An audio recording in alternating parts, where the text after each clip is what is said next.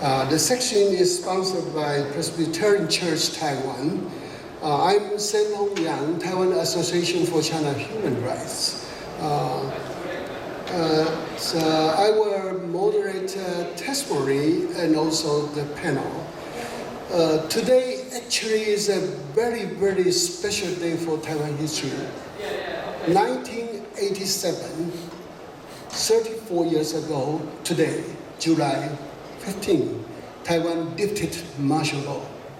From then on, Taiwan has been in the progress of democratization. And also Taiwan has been steadfast in pursuing justice and religious freedom. Inside the island and outside of the war, it borders and against China's crackdown on religious groups. So from this angle, we can see China and Taiwan are one side, one country. China's side is a country of persecution, evil empire. And Taiwan is a country of rescuing God-blessed island. Before we begin this section, I would like to read a section, a small paragraph of the Bible, Matthew 10:16. Behold, I send you out as minister of wrath, as a sheep in the midst of wrath. Therefore, be wise as serpent and harmless as dove. Is a very influential Bible especially today. And I will say today's topic you have seen, Taiwan leading voice for religious freedom. But I have to say, I mentioned to you, Taiwan actually is the sheep in the midst of wolf. And today's talking, including our testimony and the panel, we are discussing about how can Taiwan be wise as serpent and harmless as dove. Okay, we begin with this, and I really want to introduce the testimony. And firstly, I will invite Mrs. Zhen Yuting. Yes. And she is a member of the early Rome Covenant Church in Chengdu, Sichuan, in China. Her family, 6 people, were able to seek refuge in Taiwan 2 years ago before coming to the United States for asylum. They had arrived in the US just 2 weeks ago. Please.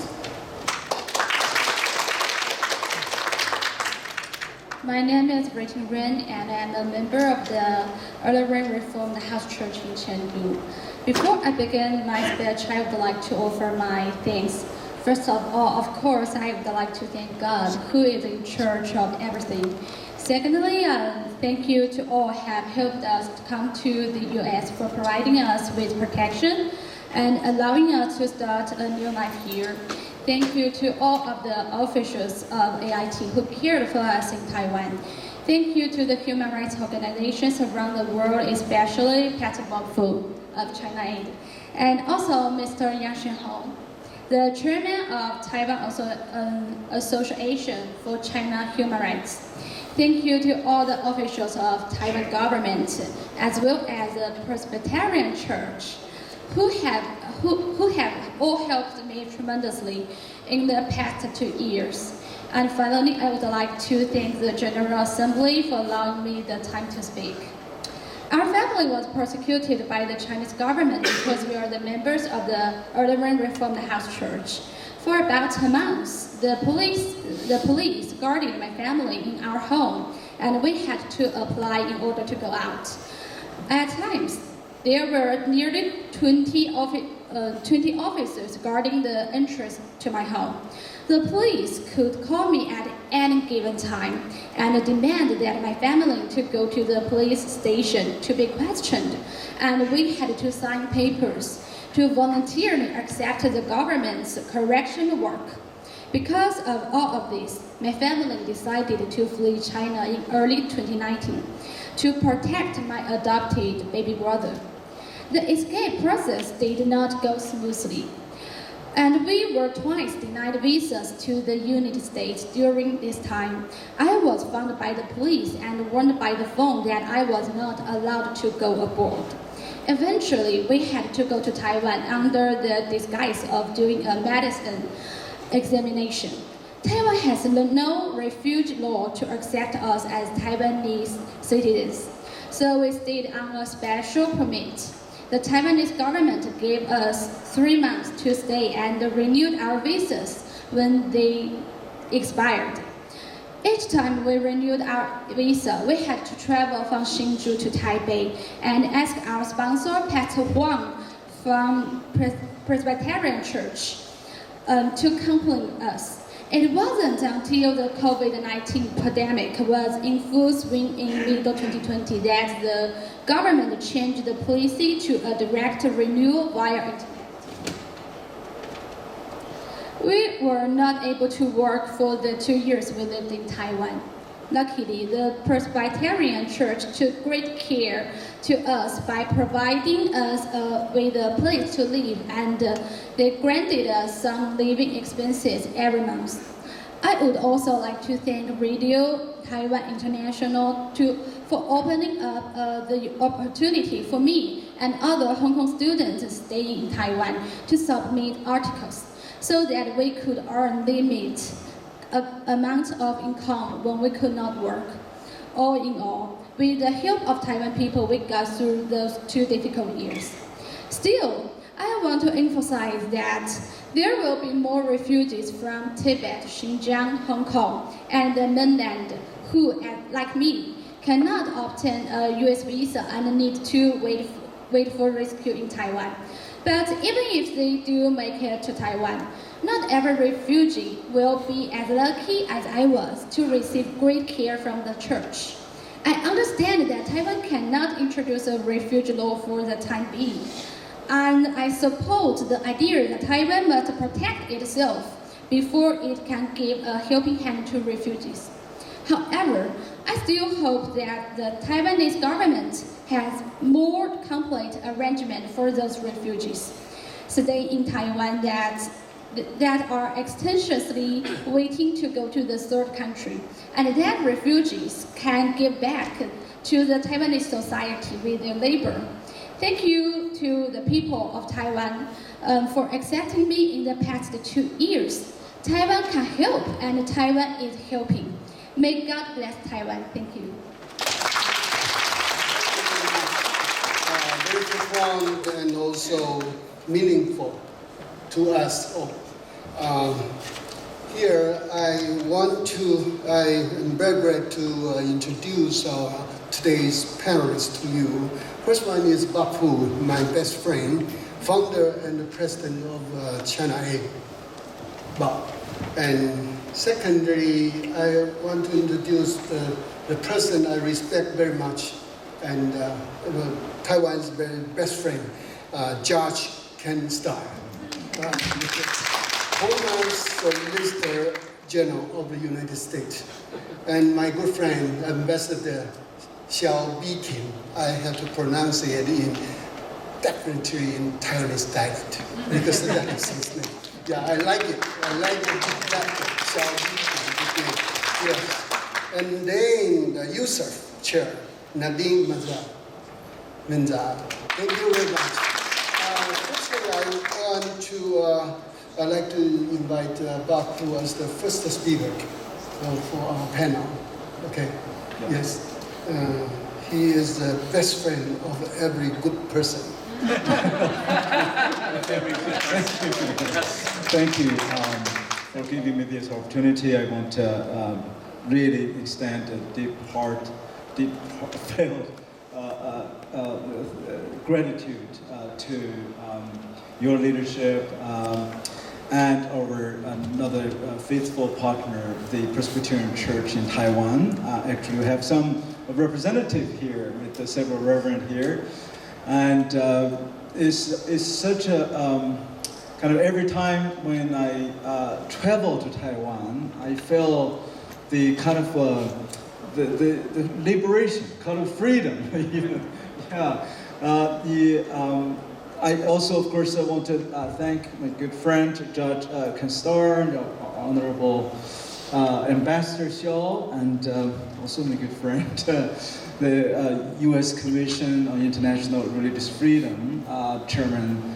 I have a hard time. Menza, yeah. But yes.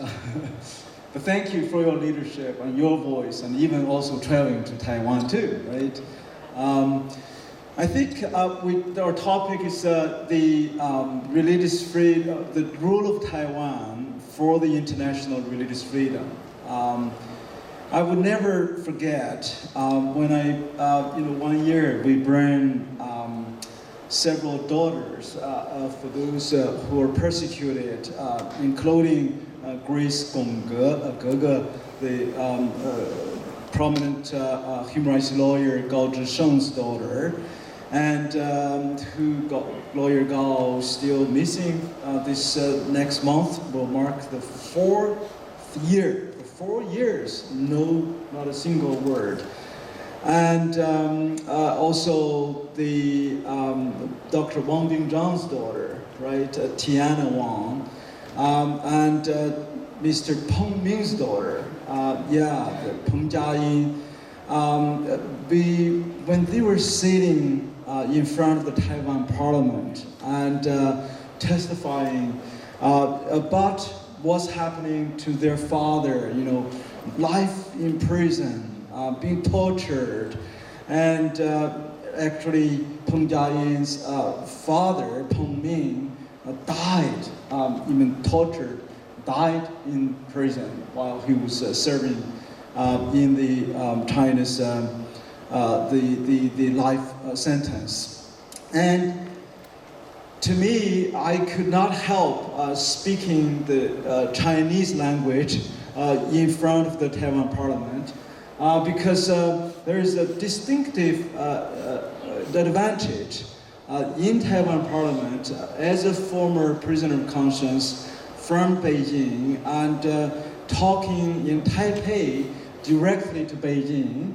And because if I testify, all over the world, the U.S. Congress, European Parliament, I have to use English as my language. But China always said, that is called interference of internal affairs. Internal affairs, right?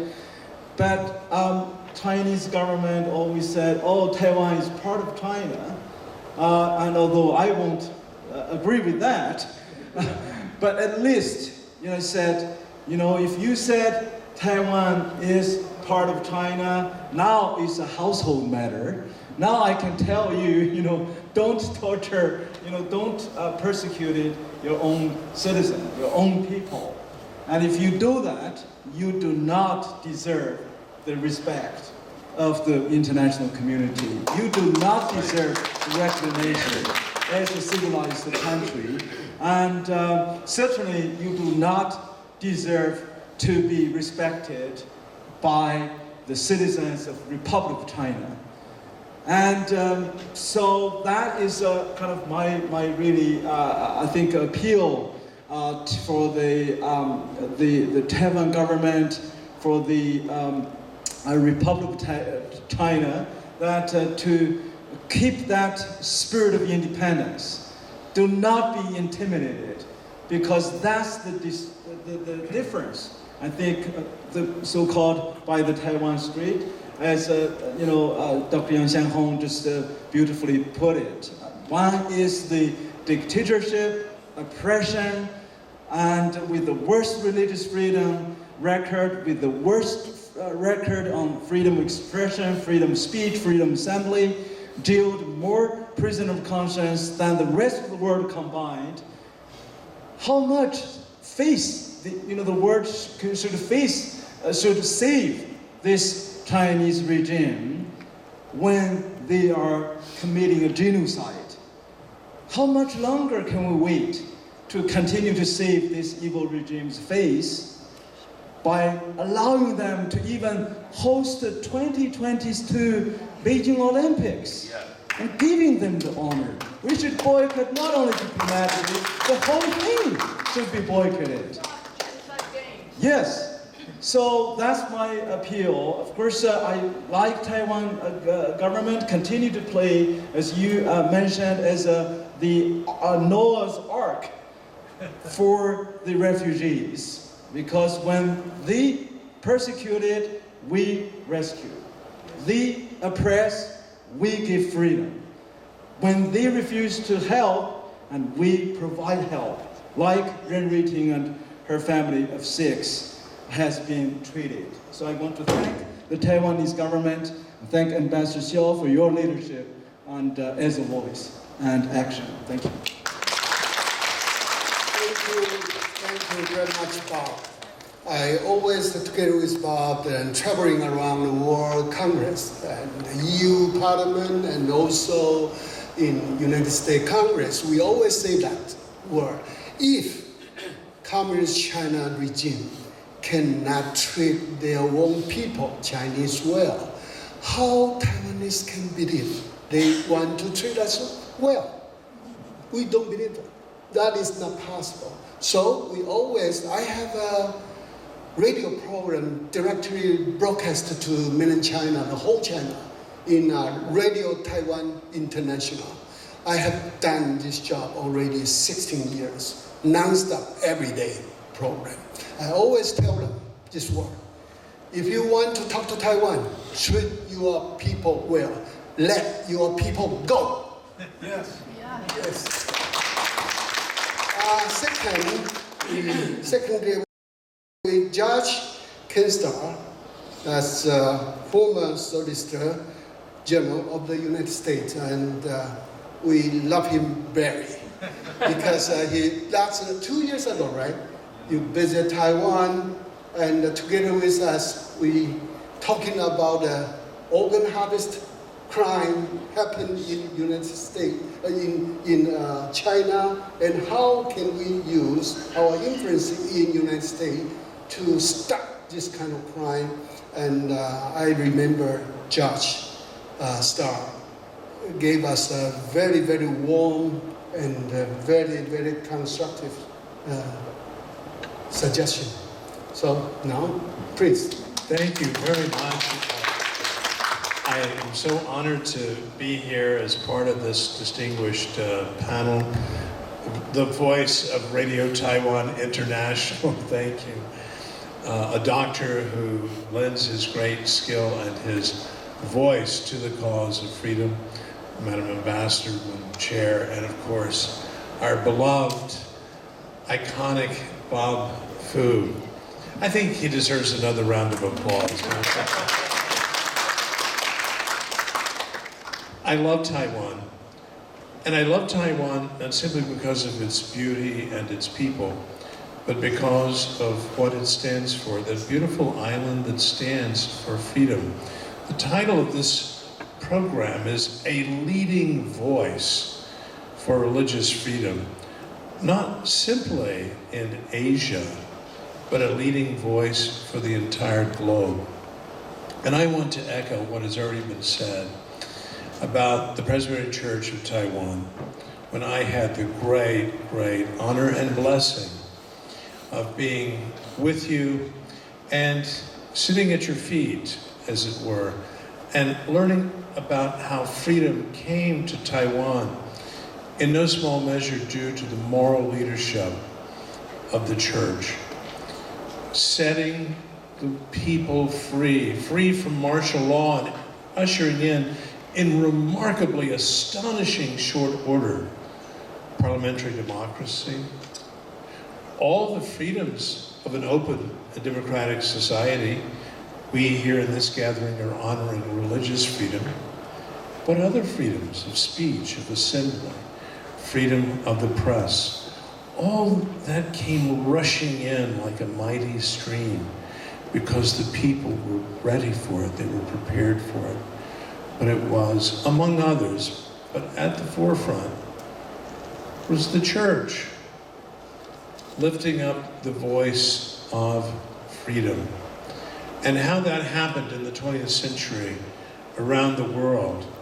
But Taiwan was an early example of the moral authority of a religious voice saying, yes, we want freedom of worship and free exercise of our faith, but we also want democracy. We want human dignity. We want all persons, regardless of faith or lack of faith, whatever their membership is in this beautiful race of which we're all called, namely human beings, each person should be treated with dignity and respect. And Taiwan continues to be that beacon, that beautiful island as a beacon, as an example. And I'm so thankful that the trend lines that have been quite favorable in recent years in terms of United States relations with Taiwan, and again, we're so honored by your being here, continue to move in favorable directions, including called for U.S.-Taiwan trade agreement. But I want to note two things.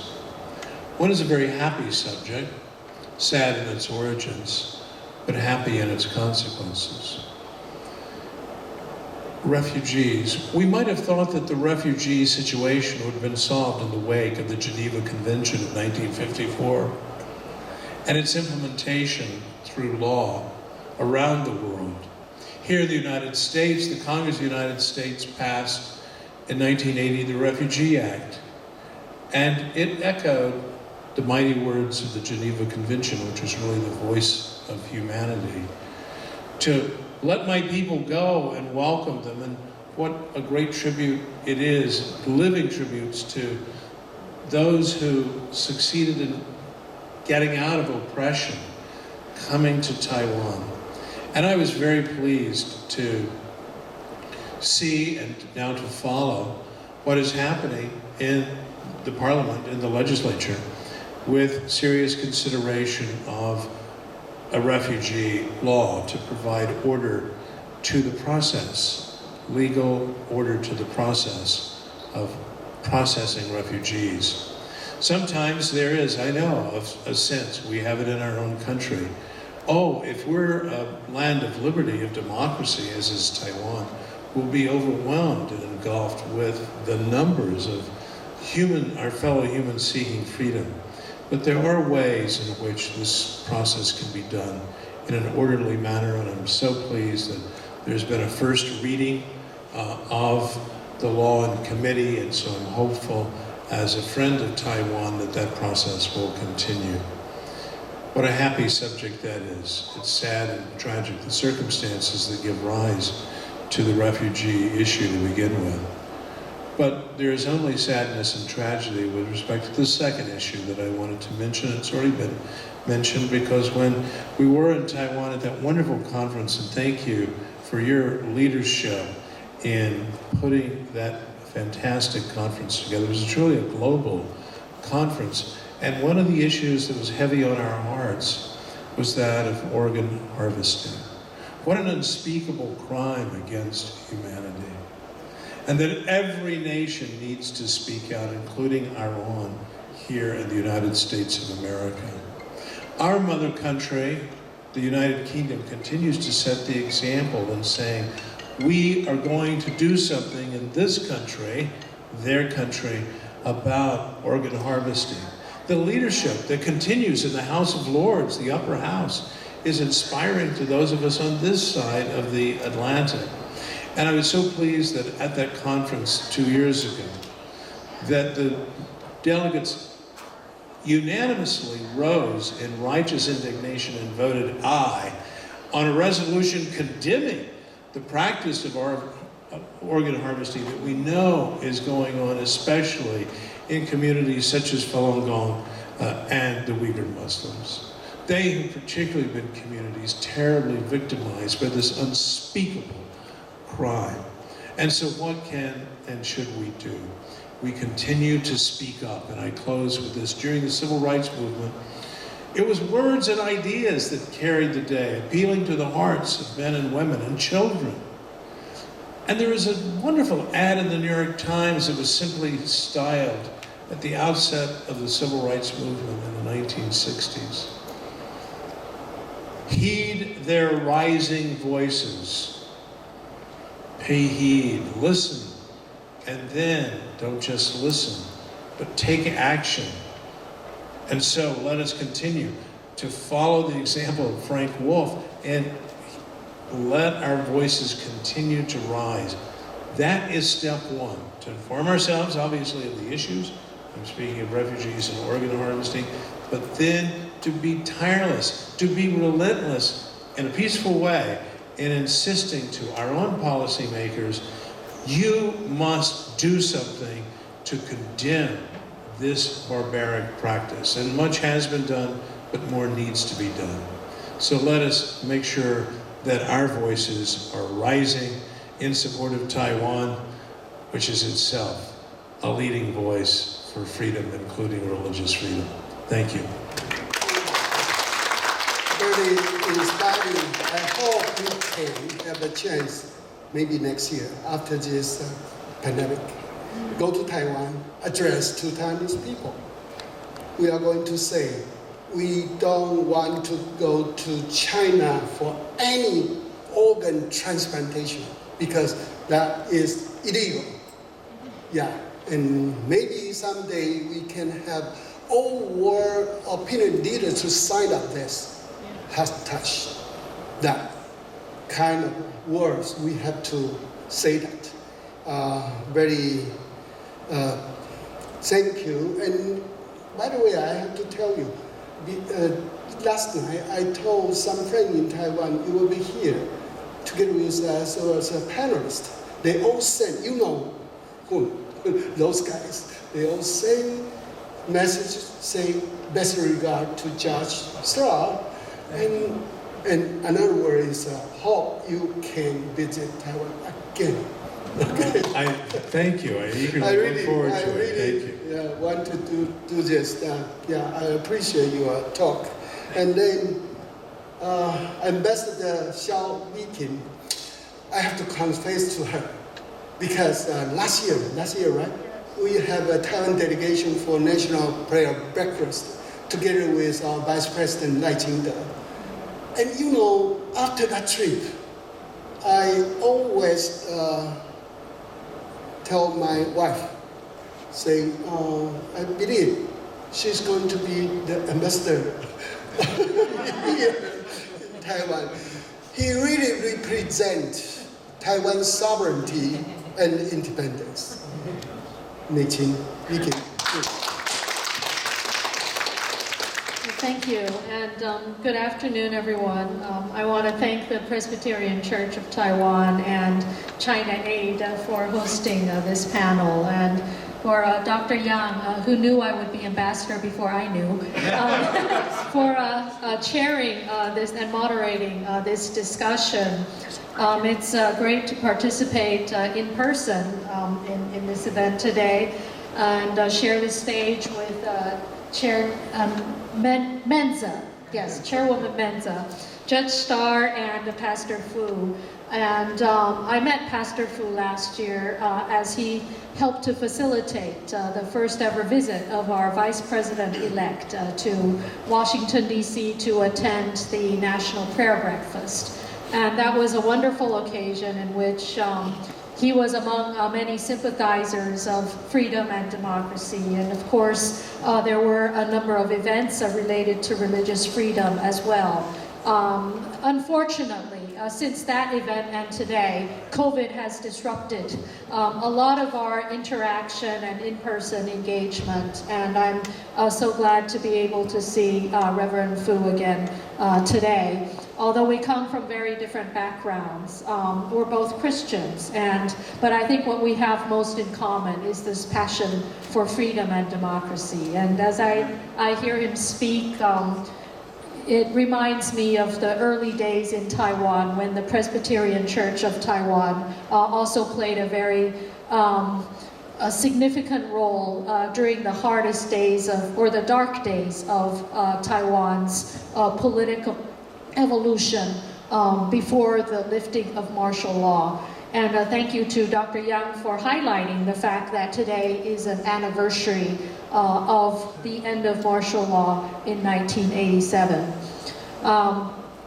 Freedom doesn't come about easily. It's always the outcome of the struggle and the fight of many people, including some of the courageous who are often willing to take on that fight at the expense of their personal freedom and tragically sometimes their own lives. And I want to take this opportunity to thank all of those who have come before us to create the democracy in Taiwan that we cherish so much today. I would also like to commend co-chairs, although they're not in this room, of the IRF Summit, Ambassador Brownback, who was also in Taiwan a couple years ago for the International Religious Freedom event, and also co-chair Katrina Lantos-Sweat, as well as the IRF Secretariat for organizing this summit and bringing together people of different beliefs and religious backgrounds. Religious freedom is enshrined in the Universal Declaration of Human Rights. It's a fundamental freedom and a basic right. It's interrelated to freedom of expression, freedom of association, and freedom of assembly. Unfortunately, in recent years, religious freedom, along with the other freedoms, have come under assault around the world, particularly in China. China has intensified its repression against all religions and used the COVID-19 pandemic as pretext to increase the surveillance and control of its society. Religious practitioners continue to be harassed, sometimes tortured, arrested, detained, or imprisoned, and churches, temples, and other houses of worship are being destroyed at an unprecedented rate. As Secretary Blinken pointed out, on the occasion of the recent release of the 2020 International Religious Freedom Report, China broadly criminalizes religious expression and continues to commit crimes against humanity and genocide against Muslim, Uyghurs, and members of other religious and ethnic minority groups. Now, while this is a very grave situation, I do believe there's always light at the end of the tunnel. In Taiwan, we also suffered through some very difficult years at the beginning of our political evolution. But today, we subscribe to the notion that government can neither impose nor deprive religious belief. People in Taiwan enjoy a high degree of religious freedom and diversity, and places of worship for Buddhists, Taoists, Muslims, Christians, Catholics flourish side by side, and people of different faiths and beliefs live harmoniously. Actually, recently, although Muslims are a very small minority in Taiwan, Taiwan was ranked as one of the most Muslim-friendly tourist destinations for Muslims. And that might come as a surprise, but I think it reflects the broader respect and openness towards diversity and for respecting religious freedom. And I think religious freedom has also become central to our way of life in Taiwan. We have the institutions, the laws that guarantee religious freedom, but at the same time, I do have to give credit to the many religious groups and NGOs in Taiwan for contributing to this process that has resulted in the freedoms that we enjoy today, including the role of the sponsor of this event, the Presbyterian Church in Taiwan. And also the very touching testimony given by Ms. Yuan just before the beginning of this panel, the role of the church in supporting refugees, in supporting human rights activists in our own history, that have sometimes resulted in their own persecution. But I do believe we do have to count on the courage of these freedom fighters to move our society ahead. And also, I believe we can't take our freedom and democracy for granted. As China continues to escalate its political and military coercion against Taiwan, we need to be vigilant in safeguarding and defending our freedom and democracy. It's important that like-minded countries come together, speak out against abuses, and foster cooperation and support between governments, religious groups, and civil society to show solidarity and help support those who are oppressed by authoritarian regimes. Now, today I've heard Taiwan described as a Noah's Ark for some refugees seeking a pathway towards freedom. But I have to say that the Ark itself is very often fragile and under constant attack by China's multiple level political interference campaigns, as well as the more obvious forms of threats that we are witnessing every day. And so while sometimes the government may appear cautious, I think we do it out of an interest in making progress as we continue to strengthen our own infrastructure to better be that continuing bastion of freedom in our very challenging part of the world, as we are witnessing the backslide of freedoms and democracy, not only in China, but in other parts of the region as well, unfortunately.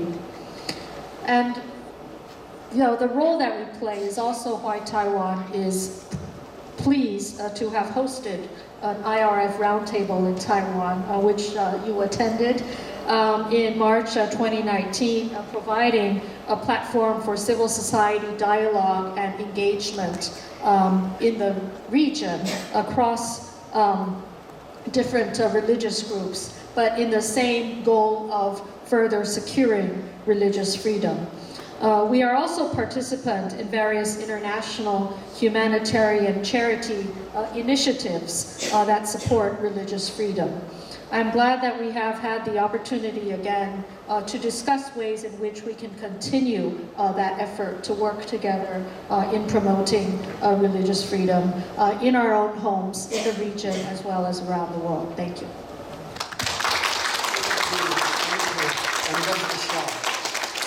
Actually, past about 10 years, that's the threat from China is more serious than before. We have time together with Bob. You see, it's just surround the border of China. There is no safe house now, only Taiwan. So I think today we are talking about Taiwan leading voice of the international religious freedom. It's not just only a slogan, it's a real thing we have to do. And then, our very good friend, every time I met her, I say, oh, okay, I always have some sort of a responsibility to report to her about we are going to have a meeting in Taiwan. And then Linda always says, oh, you will have a, let me know that, I will be there. We say, I will be there, there's Yes. one there, absolutely. Thank you so much. Again, thank you to the Presbyterian Church of Taiwan and to China Aid and my panelists, of course, and that beautiful testimony early on. What a wonderful way to open this program, because at the end of the day, it really is about the weakest in the community and how we're taking care of them and to be working to bring refugees over that they can't stay. It's just so powerful. Well, as you heard, my name is Nadine Mans, and I'm the chair of the U.S. Commission on International Religious Freedom. So if you're not familiar with us, we're an independent bipartisan government agency. So we were created in 1998 at the same time as the State Department's Office of International Religious Freedom was created.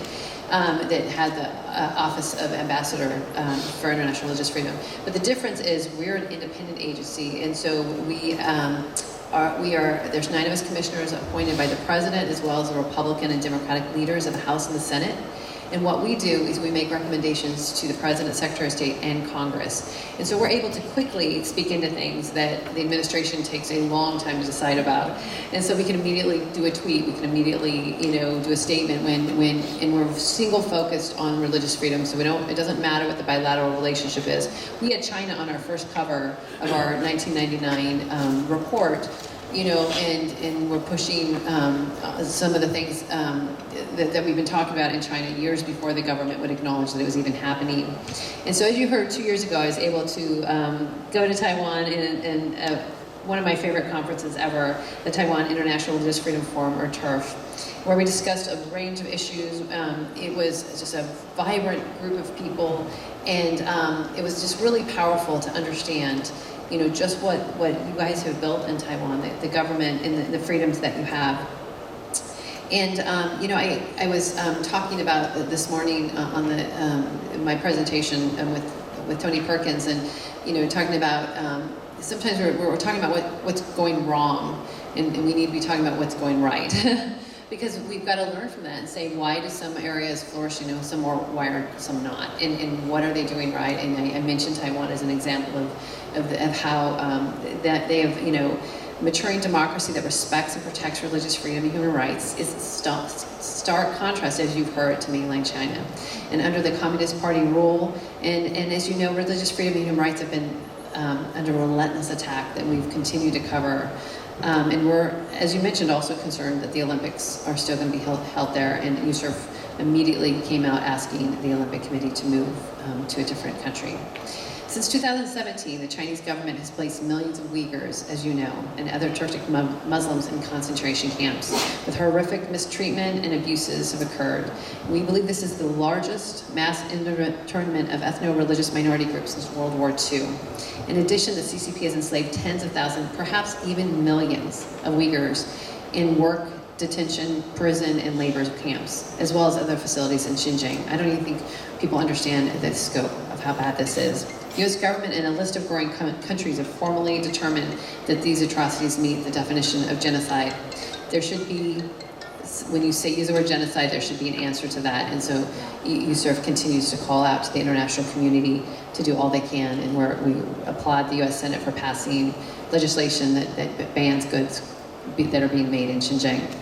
In addition, the CCP has been persecuting Christians, Tibetan Buddhists, Falun Gong practitioners, and of course many others. And it's been destroying churches and monasteries, harassing, detaining, imprisoning, torturing religious believers and clergy, such as Pastor Wang Li of the Early Rain Covenant Church in Shenzhou and many others. The persecution facing Chinese Christians has been so egregious that an entire Christian congregation was forced to flee to South Korea in 2019. So at a time that the CCP continues its oppressive domestically and exercises its malign influence globally to undermine religious freedom around the world, human rights, rule of law, as well as peace and security around the world, Taiwan's soft power provides a stark contrast. Taiwan's strength lies in its commitment to democratic values, religious freedom, and human rights, and it can be a beacon to light to the many suffering Chinese believers who aspire to the same values. Thank you. Thank you very much. I hope we can do it again in Taiwan. Okay. Yeah, it's a promise. Okay. Before I open to our audience, I really want to ask Ambassador Xiao 2 questions. May I? Okay. The first question for Ambassador is, what would you define Taiwan's role in the international religious freedom issues when Taiwan has been also under threats of Communist China? First question. And the second one is Taiwan can help. It's a very good slogan, and Taiwan is helping. Those were very encouraging national goals in the pandemic to the world. How Taiwan can help would be also useful in the future beyond the pandemic. Would you? These are very big questions that would have separate sections of their own, but I'll try to address them. First in terms of Taiwan's role in supporting or promoting religious freedom. Well, we are ourselves under a tremendous threat, and I think the fact that that threat continues is all the more important for us to continue to fortify our democratic institutions and to work with other like-minded friends. And I think this is related to the next question. When Dr. Yang was referring to what we often use in a lot of our international campaigns and discussions, the phrase Taiwan can help, is that's what we used when we were trying to join the World Health Organization. But since we've always been excluded from that institution, we try to be helpful in other ways. And in the beginning of the pandemic, we went around, even though our resources were also limited, but we did go around donating and supporting other countries with PPEs and masks and other supplies. And when recently we faced our first surge of COVID just a couple months ago, we're suddenly getting a lot of help from other countries, from the United States, from Japan, and from Lithuania. And all of the countries make the point that they're eager to support and help Taiwan because Taiwan also helped them. And this is what we call a circulation of goodwill. Taiwan has been described as a force for good in the world. And I believe it is critical to our survival that we continue to be that force for good. Because a force for good always has the support of guardian angels. And that is what I have realized on the job too. That in every challenging project in our relationship with the United States, whether it's on trade, on security, on political relations, there are always guardian angels that show up at the right moment. And as someone who is also from a family, a faithful family, I think it's important that we keep that faith and hope in front of us as we continue the multiple challenges. In terms of what Taiwan can do, we have recently, in recent years, engaged with the United States on a platform called GCTF, a Global Cooperation and Training Framework, which was a product of Taiwan's isolation and marginalization from international organizations. So the United States, as a force of support for Taiwan, said, well, let's create our own platform. And so through this platform, we have organized events on whether it's dealing with COVID or disinformation or sustainable development, women's economic empowerment, supporting other countries. This has extended beyond a bipartisan platform to a global platform with the participation of members of governments, parliaments, NGOs, civil society from over 60 countries around the world in the past few years. We will continue to build on that and invest in resources there. Another thing that, in terms of religious freedom, that we have done involves supporting an IRF initiative in the Asia-Pacific region. The Taiwan Foundation of Democracy has indicated an interest in supporting a regional secretariat. I know that commitment is there, although again it's been disrupted by COVID and further engagement there. We do want to work on that. I think a third thing that we have to do is to continue to fortify that arc that we are, that is constantly under attack, so that we can be stronger as a base for supporting those in need in the region. Again, we can't take freedom for granted, and we have witnessed a surge of political interference and disinformation campaigns in our society. Sometimes our openness is also an open door to all kinds of political messaging coming from China.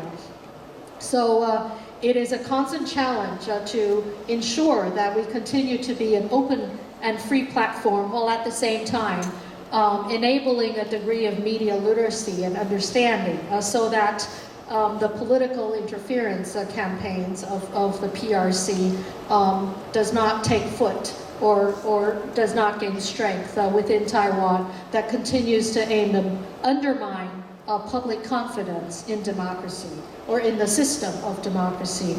So I think there's a lot that we need to do. The other thing that has been mentioned today is the refugee matter of the refugee law in Taiwan. And I have to briefly step out of my government role to say that over the years in my personal capacity as a former legislator, I have been an advocate and proponent of the refugee law, the legislation.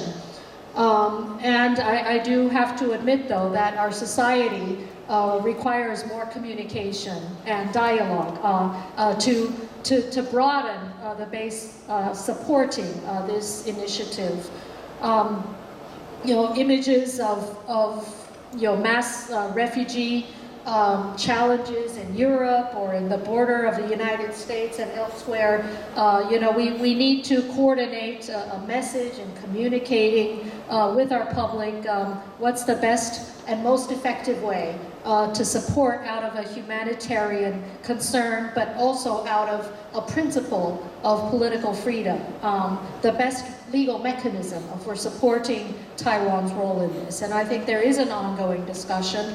And the good thing is there has been some progress. When I first raised the legislative proposal many years ago, no one really paid any attention to it. But at least it has gotten a reading in our legislature now, and I do believe there will continue to be conversations on that and more debates. And I think it's useful that there will be more international events held in Taiwan in the coming years that could also be a good platform for facilitating public dialogue and discussion on the legislative framework to enable Taiwan to continue to be a very strong Noah's Ark, supporting a pathway to those who seek freedom.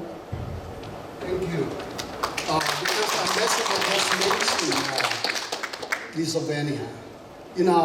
Lithuania Vice Deputy, actually the Deputy Minister of Foreign Affairs, the name is Mantas Adomenas. We all remember him, right? Because 2 years ago, he was a participant of our International Religious Freedom Taiwan Forum. And then, after he came back to Lithuania, this time, he raised that idea to send 20,000 doses of AG vaccine to Taiwan. And our friend, Louis Gao, email Hood saying, I return you a carton of the best sweet of our company. So that is, I believe that the shipment is on the way now. So that is the story. Few people know that kind of connection. That's our friend, okay? And the email CEO, Louis Gao, already said, very welcome everyone visit Taiwan. And we accept. Yes. I must express that appreciate to Ambassador Shah, because she just mentioned that the draft of the Refugee Act you had done as a legislator. I put that into our draft and send that out to the Congress, but you already left that Congress. But your spirit still inside. So don't worry about that. We will proceed what you have done. Now I open to our audience. Oh, I have seen Chen Guangchen. Hi, our friend, also best friend of Taiwan. Yes, yeah. And do we have any question to our panelists?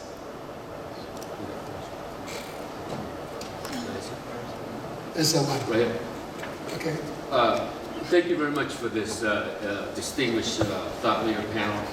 This is very, obviously the theme of this conference is on religious liberty and freedom, and China has been on the forefront since the COVID-19, so I believe that everybody should be in this room listening to this. But I have a really important question for Judge Starr, being a judge and an attorney, and maybe Ambassador Shaw could provide some commentary, because she hit a nerve when she said that